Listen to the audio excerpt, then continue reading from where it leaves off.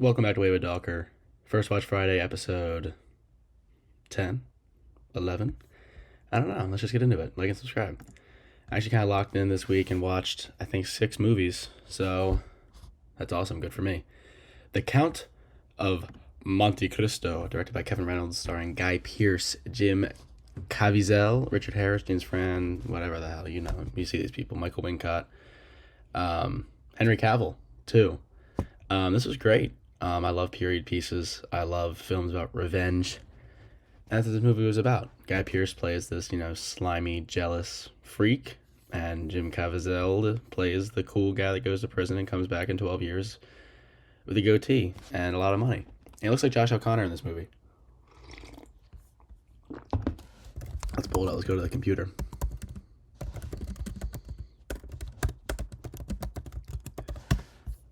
Like, come on. Hold on.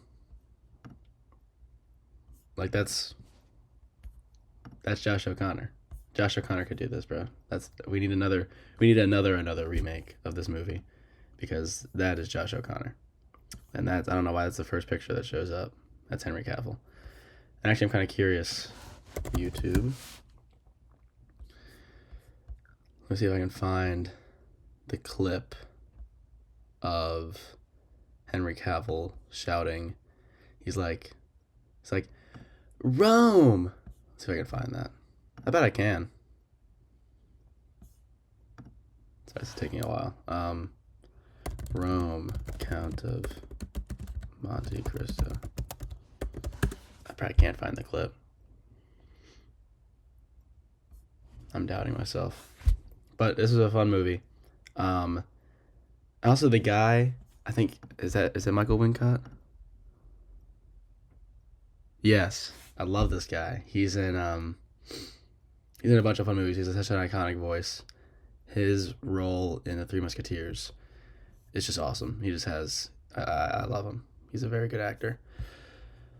Can I find this clip?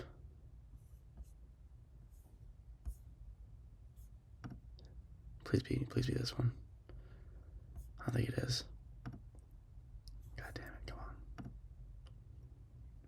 Come on. But yeah, I mean, good cast. Some really great action sequences. I thought the directing on those was great and the choreography.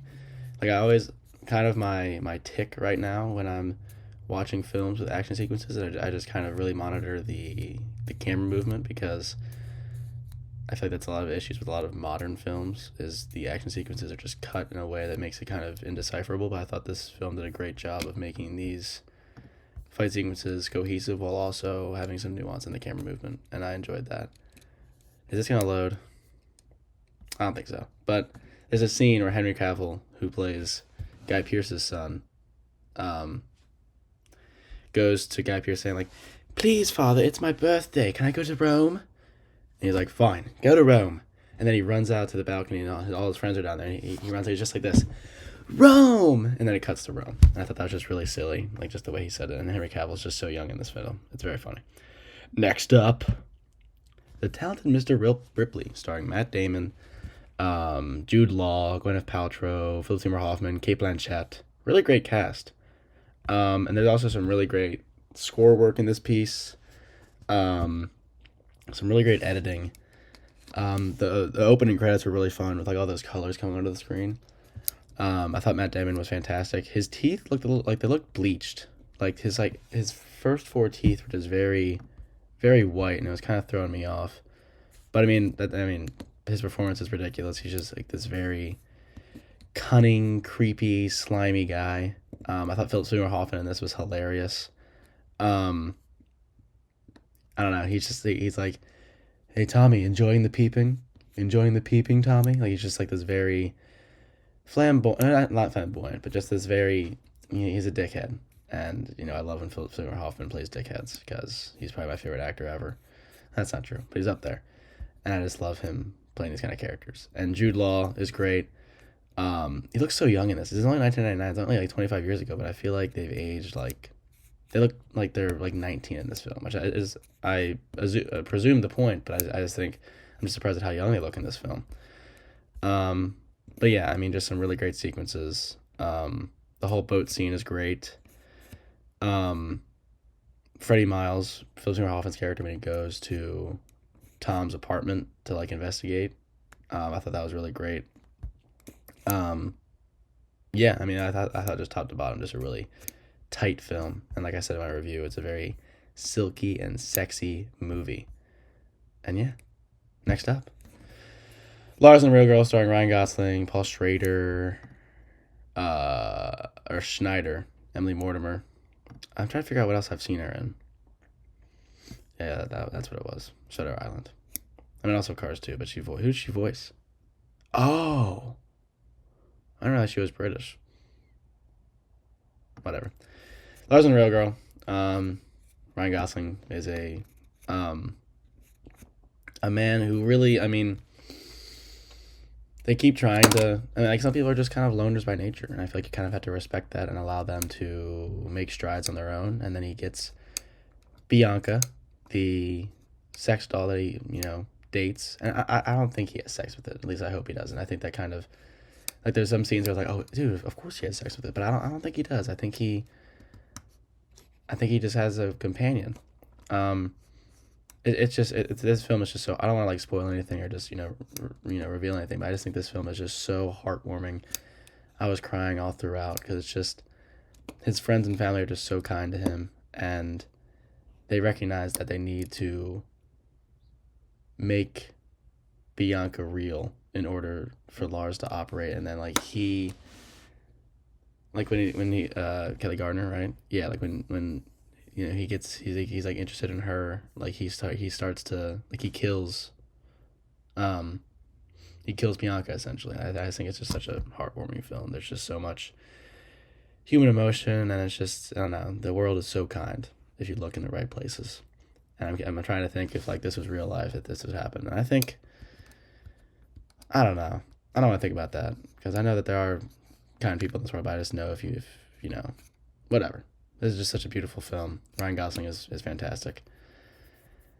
And it's just beautiful. You should watch it. It's on Prime. Next up, To Live and Die in L.A. Willem Dafoe, William Peterson, John Pankow, John Turturro. Really great cast, directed by William Friedkin, who I think wrote the book as well. I think he wrote the book. No, he wrote the screenplay. I forget who wrote the book. But, yeah, it's this guy, William Peterson, whose partner is killed by these counterfeiters, and then he partners up with this other guy. And John Pankow, I think. Yeah. He kind of looks like Fassbender in this film. I don't know if I'm crazy for thinking that, but whatever. But William Peterson is the main character. He's awesome. I love him. He's such a great actor. Kick-ass in this. Willem Dafoe is also really great in this. He's the counterfeiter. He's Masters. There's a really great sequence of him in like the first like 30 minutes of him making the money, which I think is really cool. And yeah, this is just like a fast-paced, kick-ass, super tight action flick, kind of noir, not really. I mean, it's just kind of a,